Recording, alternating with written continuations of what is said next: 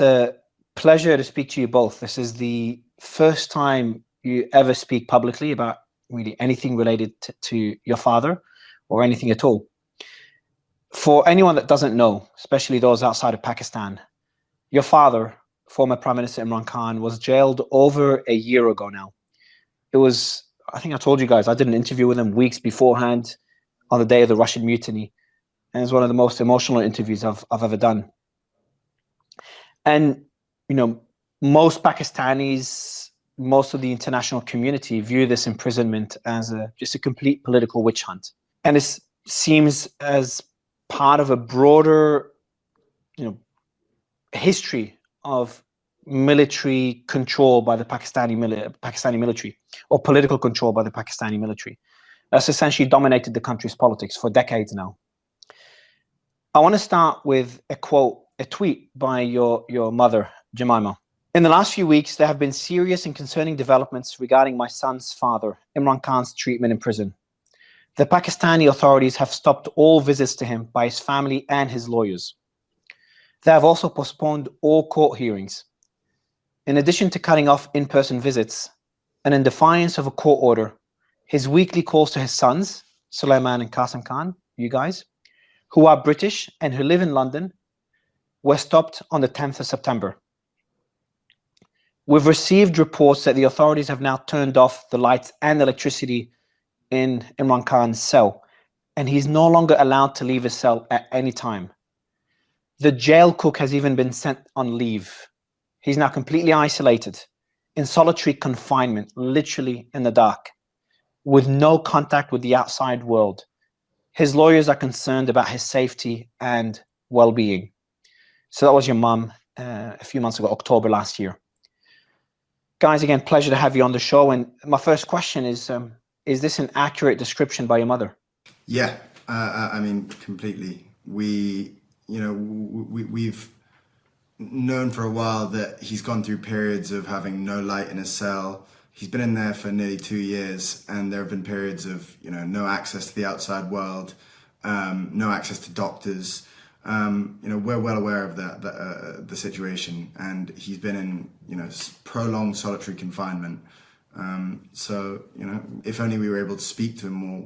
The court mandates that we speak to him once every week. We speak to him once every 2 or 3 months, if that.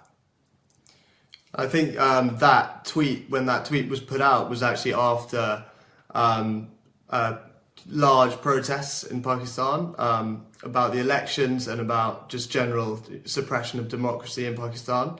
And as a punishment, I think they really ramped up those punishments, no light in the cell, no visitors, and so on.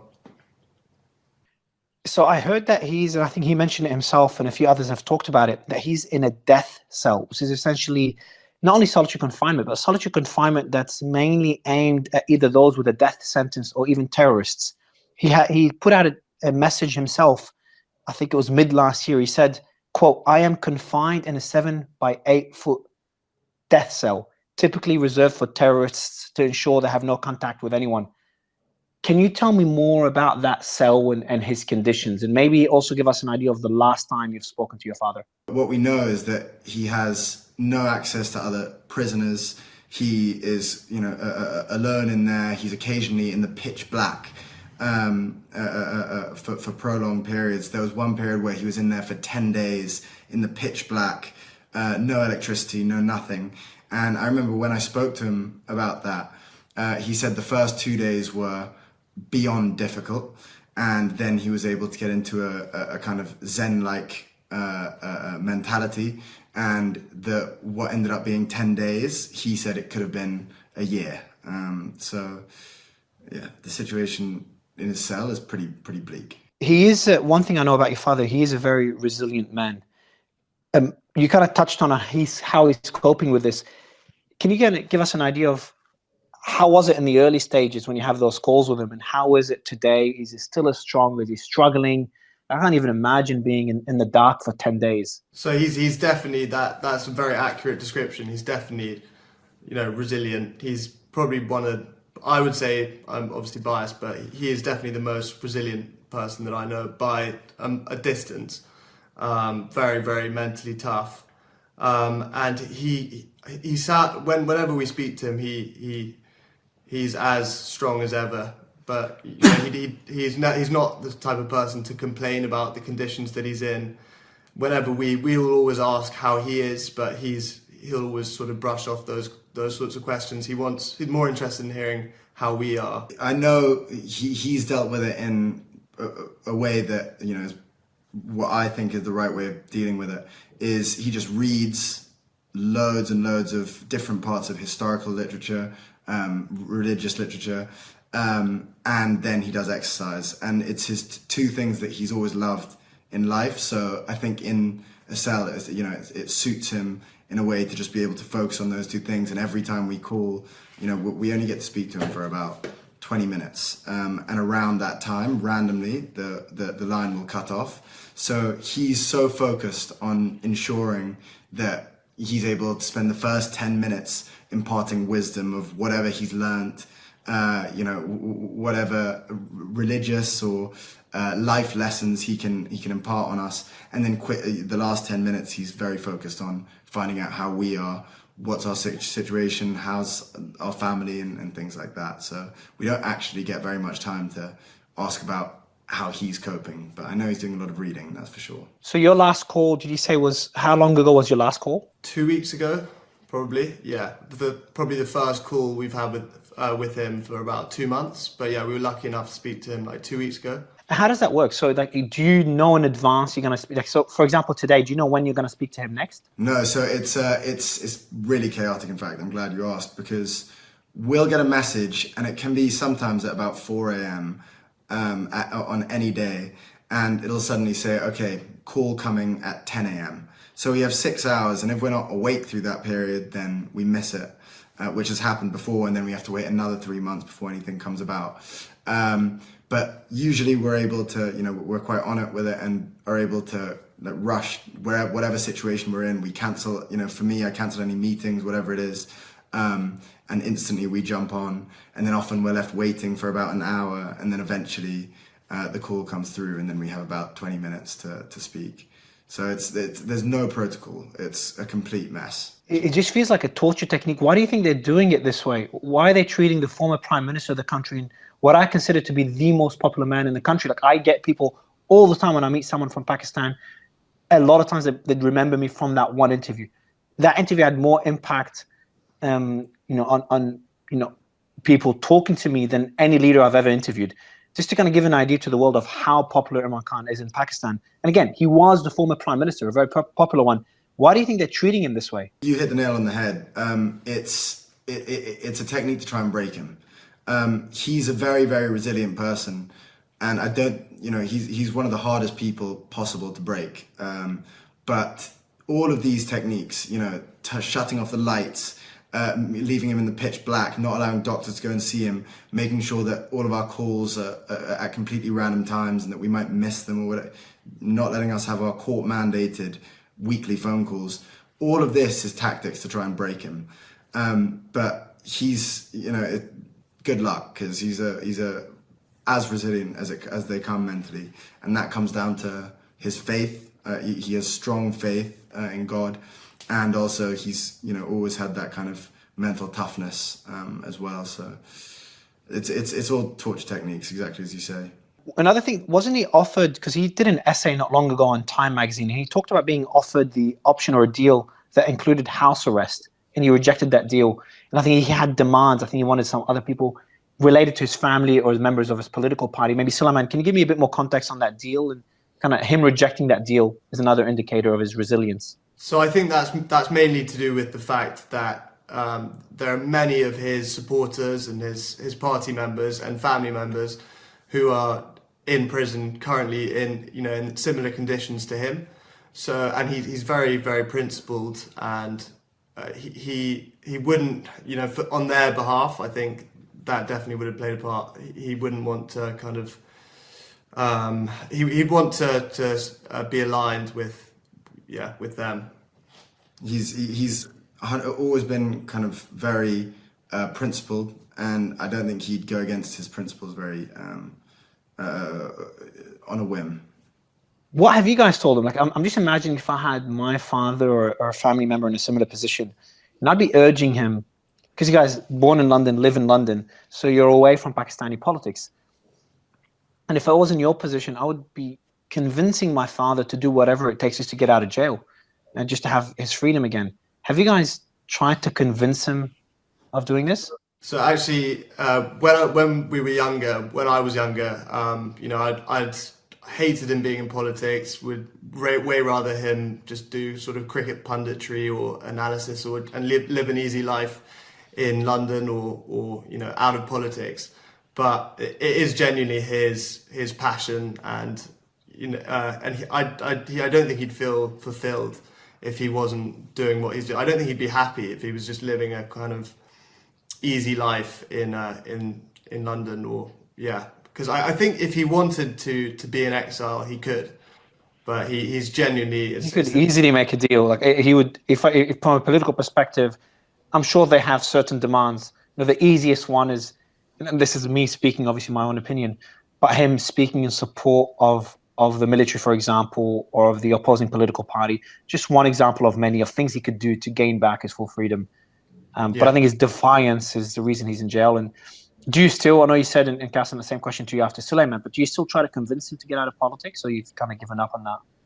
No, I mean, I personally would never, I wouldn't even want to say that to him, because imagine you're his son and all he speaks to. So when we spend time with him, you know, a lot of the time we'll be kind of whatever, you know, when we were younger, we were playing cricket with him. Now, you know, watching films, whatever it is, half of the time he's spent lecturing us on rule of law, justice in Pakistan, how, you know, the reasons why he got into politics. You know, we know them so well, and it would be just to go against everything he preaches about, to suddenly just say, okay, I'm going to give up and I'm going to live an easy life. You know, it's just, it's not in his nature. He has a single-minded obsession to try and help the people of Pakistan, and it's in such turmoil right now, Pakistan. He's dedicated to it, and he's not going to give up. And he's always wanted you guys to be out of politics. Is that correct? Yeah. Yeah. I think, well, if you look at the two established parties in Pakistan, there's a tradition of, it's like dynastic politics. They're dominated by two different families, and so he's always wanted to. He hasn't wanted his party to follow that tradition, and yeah. So I personally don't ever want to be involved in politics in Pakistan, and I don't think he wants us to be either. Yeah. Yeah, I know, Qasim, you're in a similar position. You don't want to be involved in you're a very successful entrepreneur as well, so you've got a life outside of politics, and kind of, you know, this implies, you know, the answer to my next question is that why do this interview and why now? So more than anything, you know, we've gone through the legal routes. We've gone through, you know, every route that we thought would potentially get him out. We never thought he would be in there a fraction of how long he's been in there. And it's only getting worse. And so, you know, we've somewhat run out of those options, and now we've decided, okay, the only route is to, you know, of taking action is to come and speak publicly. And I think, you know, I appreciate you for allowing us to speak here about it. What we want is international pressure on Pakistan right now, because currently he's living in inhumane conditions. They're not giving him basic human rights. You know, they're not really doing anywhere near enough, and what we want is global pressure. Yeah, I think we've, like Qasim said, we've tried. You know, we've exhausted other options, legal avenues, and it's gone very quiet. It seems in the international media, at least, it seems to have gone very quiet, and you know, it's just. It's basically for the human rights of not only our father but other political prisoners, and restoration of proper democracy in Pakistan as well.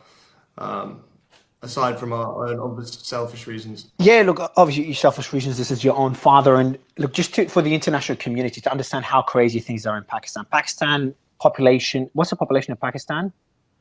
Almost 200 million, I think, maybe over 200 million. Massive military power, got nuclear weapons, massive economy as well. Because a lot of people in the world don't understand how massive Pakistan is as a country and a supposed democracy.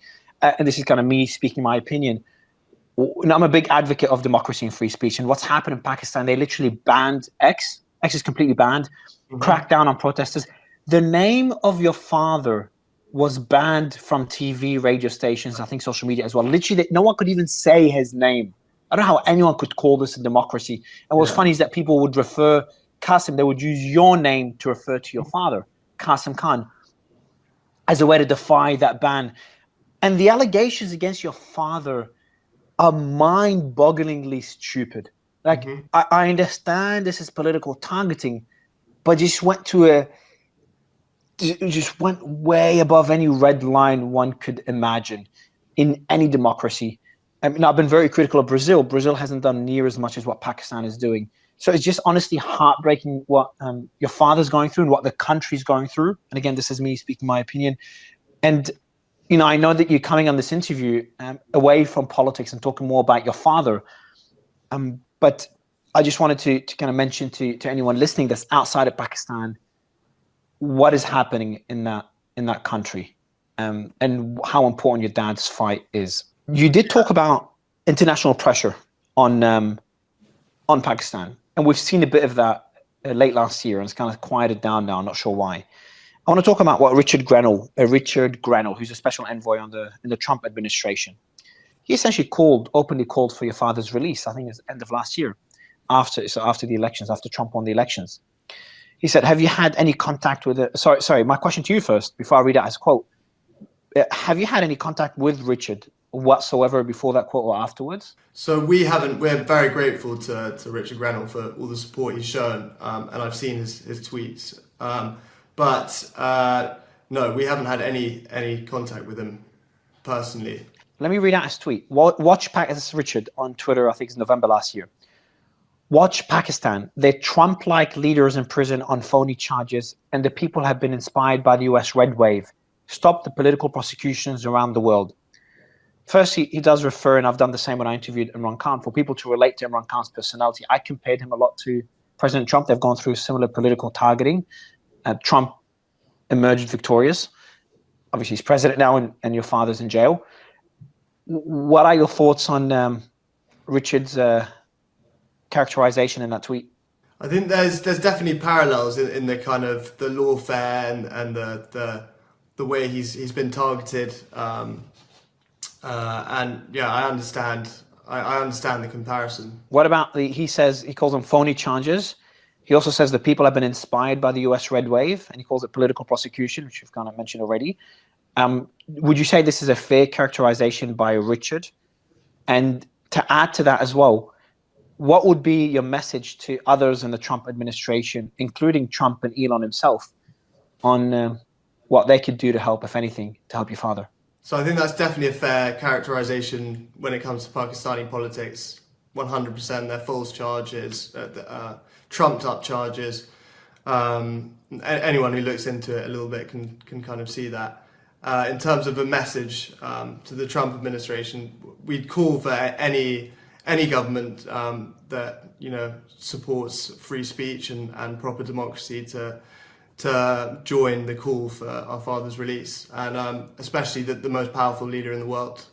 I mean, I completely agree. I mean, what we want is just the international community to look at what's going on and hopefully take action.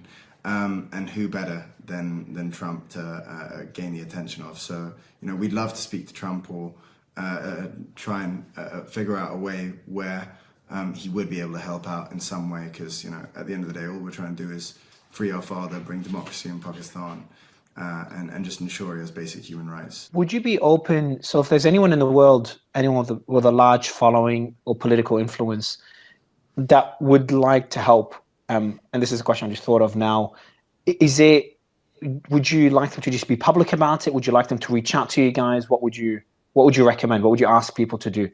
Both, I think, to definitely speak out about it. I think that's huge. That would be huge, just to create a bit more noise, because it's definitely gone a bit quiet recently. And definitely, if someone had a bit of we would love people to reach out to us if they have some influence or a potential to help with this situation.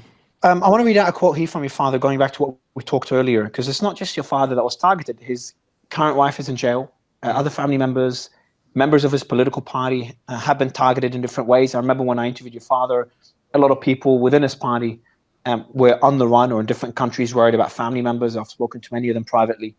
I'll read out a quote again from the same essay from your father in Time magazine. He says, "Our social media volunteers, supporters in the diaspora, and activists have had their families harassed and abducted, all in an effort to silence dissent." Have you seen this? Is that true? Have people been abducted that are supporting your father?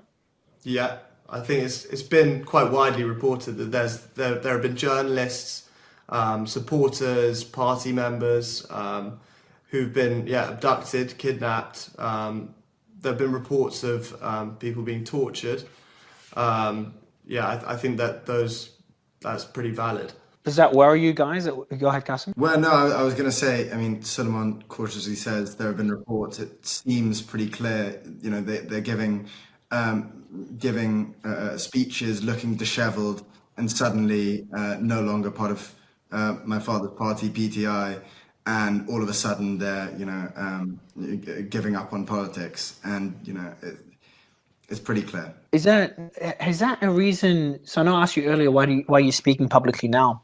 What's the reason you've never spoken before? And maybe going back and maybe you could describe the early days when your father was arrested. Where were you when you heard about it? What first came to your mind? Did you expect it? I know you already said you wouldn't expect it to take this long. I'd love to know this first, why not spoken publicly before? And the early days of the first arrest and release, because there was massive protest, and arrested again when everyone just kind of slowly quieted down. So we've always been quite private people. It goes back to what we were talking about earlier, where our father never wanted us to be in politics. We were never interested in it anyway. And so it made sense to just live a more quiet life. And that was a good element of living in England, is that we didn't have to live quite so much in the public eye. But I remember very vividly where I was when he got arrested. I was about to give, at the time, the biggest speech of my life for my startup, for Mifu. And I was about to get on stage and speak to about 100 people. And as I was preparing for it was about an hour and a half before, my business partner, I see him go pale, and he shows me his phone, and I see that he's been arrested. And at the time, we have quite a thick skin with this kind of stuff. We've seen him get shot. We've seen him get arrested multiple times. We've seen him, he's sat us down and told us he's going against mafias in Pakistan. We're quite used to this kind of thing. So when it happened, frustratingly, I remember I saw it, and I just thought how trivial my speech is, even though it was the biggest speech I could possibly give at the time. And I went up, and I my head was in the clouds, and I fluffed my lines, but we ended up doing okay. But what really stuck out is, at the time, even though it shook me, I had no concept of how long it would be. I really thought it would be a couple of months maybe maximum. But this time, it turned out it's nearly 2 years now, and he's been in solitary confinement the entire time. It's been pretty brutal. Sulaiman, well, those early days, your expectations, and where we are today. Yeah, so I remember as well where I was and my reaction, but it wasn't actually a shock to me, because I'd actually spoken to him a few days before, and he'd warned me that there was a strong possibility that he was going to be arrested. But he'd been arrested earlier that year on the 9th or after the 9th of May kind of protests, and he was released a few days later. So I was hoping that it would be a similar situation, yeah. And I just wasn't expecting him to still be in prison now, almost 2 years later. When he was made that offer, sorry, go ahead, Qasim. I was just going to say, the very night before, just remembered, the very night before I was, it happened, I was messaging him about advice for public speaking because I was so nervous about speaking to 100 people. And then in the morning, funnily enough, he was taken. It's just honestly, it's heartbreaking what you guys are going through. At first, I also respect, especially considering Pakistani politics, how always kids are groomed to kind of follow in their father's footsteps. And we've seen that in politics for decades in Pakistan. So to see you guys, first the way Imran Khan has kind of moved you away from politics, so essentially protected you, considering how dangerous Pakistani politics is. And to see how humble you guys are. When we met Qasim, I told you that, I was joking about it, how humble you are in general. And, to see you guys speak publicly now in support of your father, knowing how brutal and aggressive Pakistani military or Pakistani government have been against anyone speaking out in support of your father, is something that I respect massively, and I really appreciate that you're doing this. I do want to ask you the question though. When he was offered the opportunity to go under house arrest to get out of jail, did he ever ask you guys? Is the decision always made, or did he ever ask you, do you think I should accept the deal? Did he ever seek that advice from you guys, or do you know if he's actually asked anyone else in your family about this? I don't think he would ever. I just don't see him taking a deal like that. To save his skin. He's a very principled person, as I said. He's comfortable there as long as his mission is being fulfilled, and I don't think he'll just take a deal while other people are sitting in cells on his behalf, his supporters. I don't see him, running off to his house where he's in pseudo prison. Another thing I think people would be very curious about is those calls you have with your father. You talked about him sharing some wisdom, especially with all his readings in jail and things he's learning. Can you tell us some more? And obviously, I'm sure some things are private, but kind of give all the people that are supporting your father and that believe strongly in his cause and have risked their lives on the streets in the protests last year. How are those discussions? What are certain things? What do you think are messages he'd like the world to know as well beyond your private conversations? So he, one thing, there's a lot of private stuff, obviously, and most of it's about family. But occasionally, at one point recently, he was laughing about how desperate his opposition are getting. With it's not only these kind of torture tactics against him. And he was laughing, now they put me, now I have no contact with the outside world. So when he would sit to see his lawyers, he would say, okay, what's happened in the world? Just very casual. And he's basically just very, very aware of how desperate they are, the censorship. If you didn't know, for the World Cup, the anniversary of the 1992 World Cup, for context, he was the captain of that side that won the World Cup. And in the images for the anniversary, they blurred him out of every single photo or cropped him out of every single photo. So imagine doing that with the captain of the World Cup winning side. And they're that petty. And so he was laughing about that, which is a nice little touch, I guess. They've cropped his image. Sorry, Sulaiman, I'll let you speak in a bit, but I didn't know about this. This is getting a bit cartoonish. So essentially they've got, there's images of the World Cup, Cricket World Cup, I assume. And he's a captain. I've known Imran Khan before he was Prime Minister. I'm originally from Australia, so Australia's a big cricketing country, so I know about Imran Khan well. And as a cricket star, he's obviously in all those images and posters. They've cropped him out. Yeah. So they're not even being kind of considerate or being strategic in their censorship. They're just putting it out there, not caring that they're blocking free speech. Sulaiman, maybe same question to you, is like a bit more, those discussions and kind of a sense of how your father is, because he seems, based on what he said so far, beyond resilient, beyond just being strong and getting through it.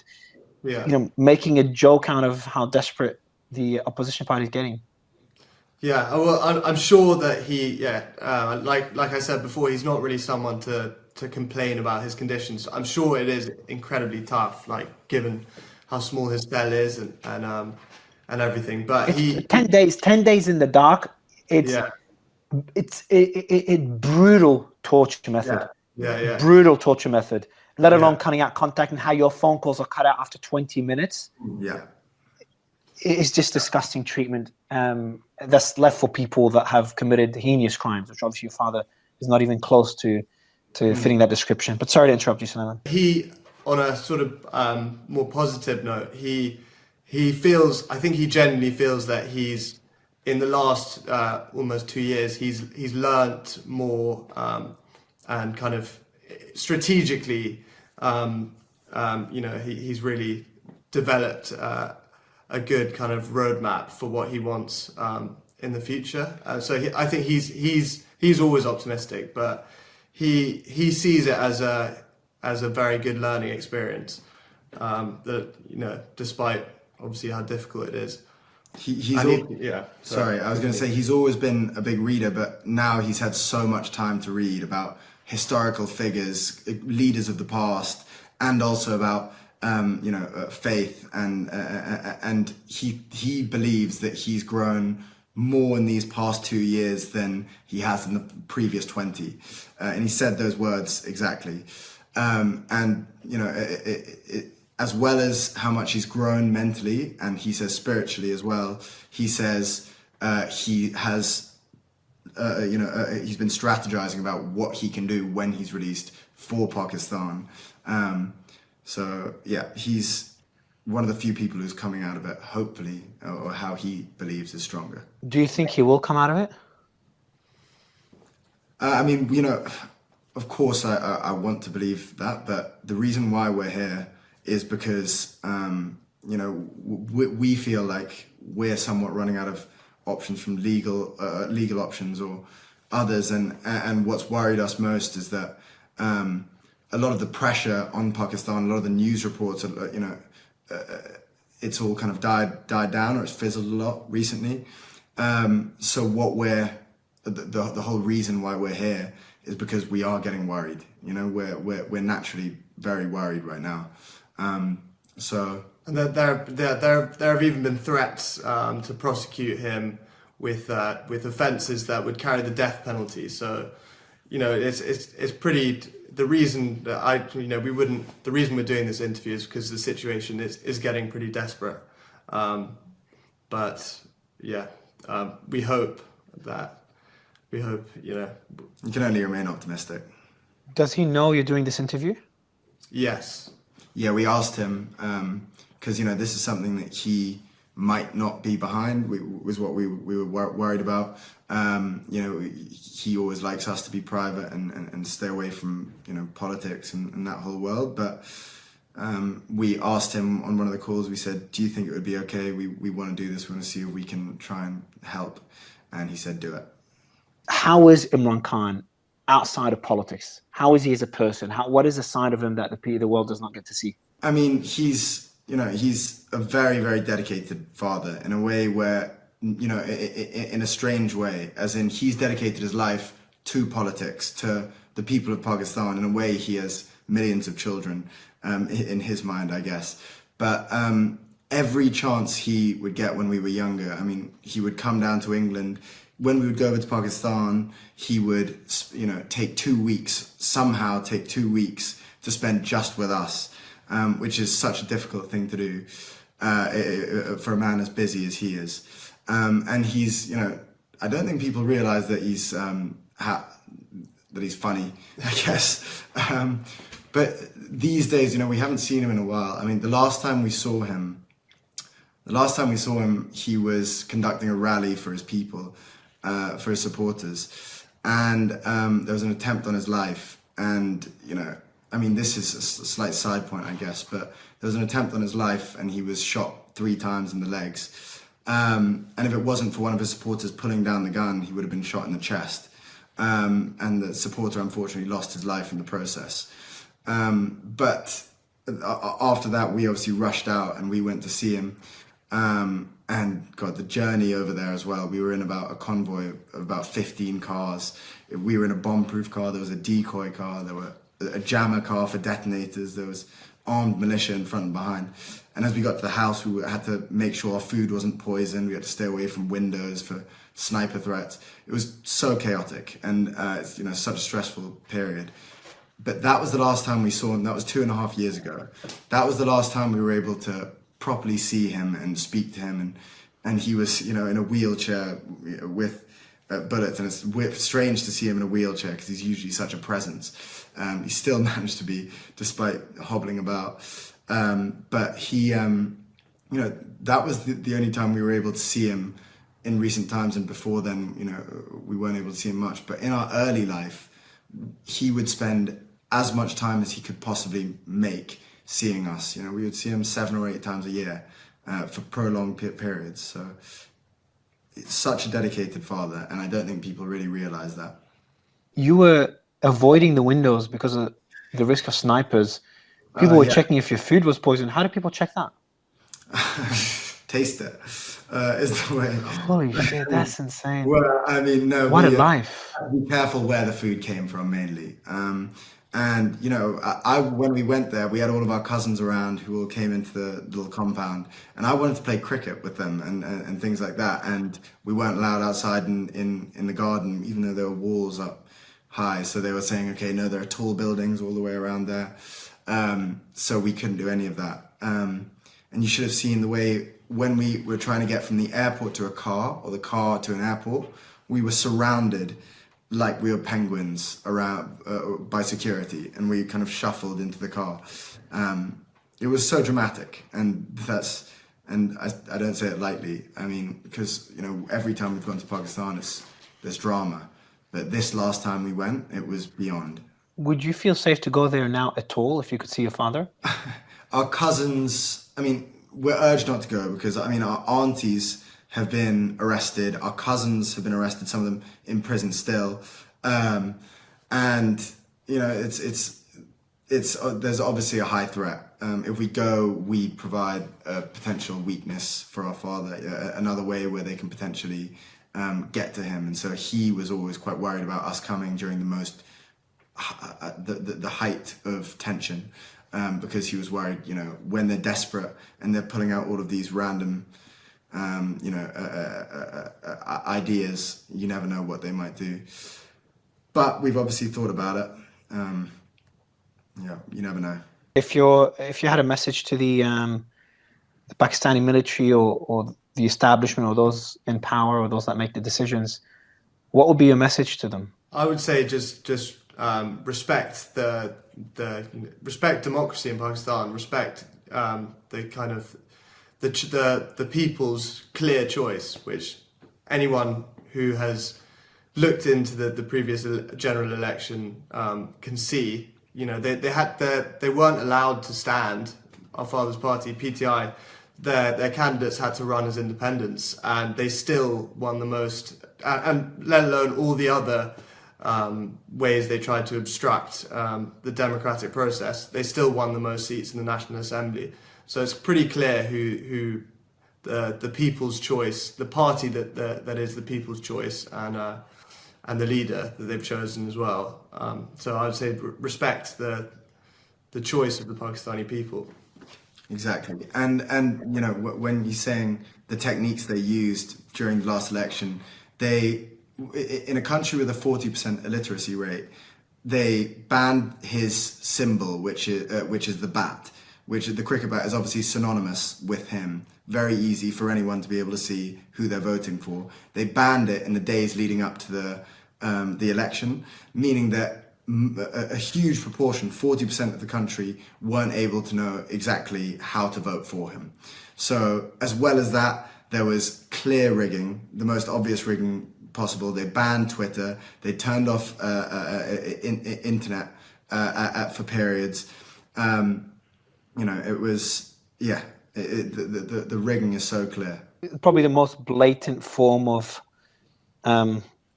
you know, rigging, election interference, censorship that I've seen in any democracy. your father's literally in jail for charges, and maybe before I ask the final two questions, maybe Sulaiman, can you just give us an idea of, I've talked about how ridiculous those charges are. What are the alleged things that your father has done that he's being jailed for? So it's ridiculous. I mean, it's from things like selling exotic fruits to corruption charges. For me, for anyone who knows our father knows that he's not a corrupt person.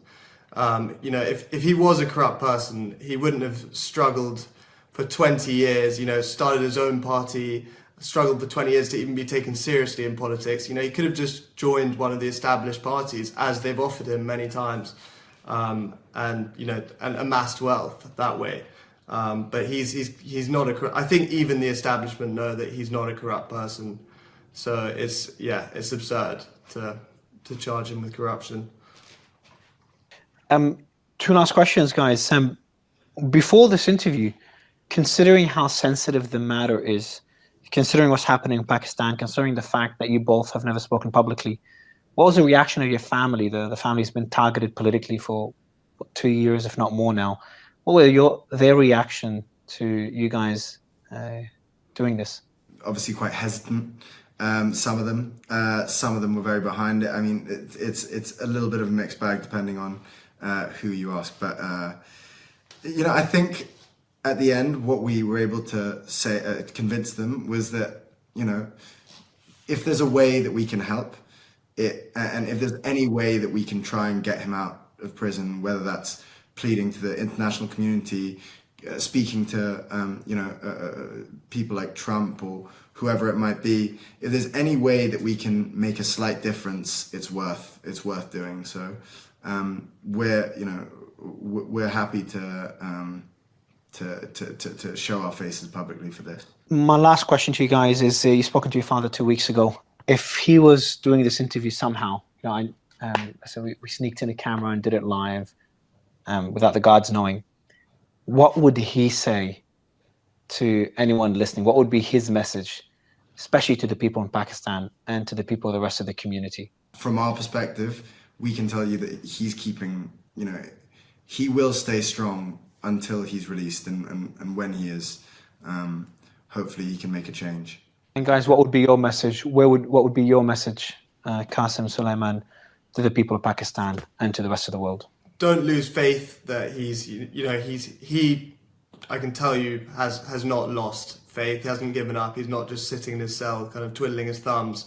He's very much planning for the future, believes that change is coming. So don't sort of lose faith and keep protesting the injustice. And to the international community, I think it's important to say, take action. If you can make a difference, there's someone who's in a solitary confinement cell who is being denied basic human rights. He should be the leader of Pakistan, and instead he's being kept in inhumane conditions, being tortured at periods.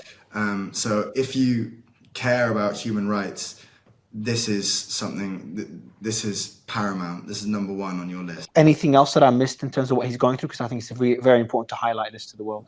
He would hate me saying it, but he's he's a man in his 70s, and he may be physically younger than that, and he may be physically very strong. But when you look at the facts, he's in his 70s and he's being kept in a tiny cell. And occasionally, the lights are completely turned off, no electricity at points, no access to a doctor, and he's been shot recently 3 times. It's completely inhumane. To wrap up my message to anyone listening, and I usually don't take many stances as I do my interviews and my coverage, but there's certain instances where I feel like I have no choice. Pakistan is a population, as you guys said, over 200 million. I just checked it, it's 250 million people. So it's a nuclear power. It's an economic giant, and more importantly, it's meant to be a democracy. And Imran Khan, as defiant as he is, and I might disagree with a lot of his policies, and I'm sure even you guys might disagree with your father's policies and some things he says, the people have voted for him. And I think the world needs to understand that if you stand idle when one democracy is threatened, and if it works, whoever tries strategy in one democracy, it could be replicated in other democracies. I think it's important to, no matter what your political stance is, to fight for certain values, and democracy is one of them. So I hope your father is out of jail. I hope he's healthy. I hope things change in Pakistan, and I hope you guys could lead a normal life, you and the rest of Imran Khan's family.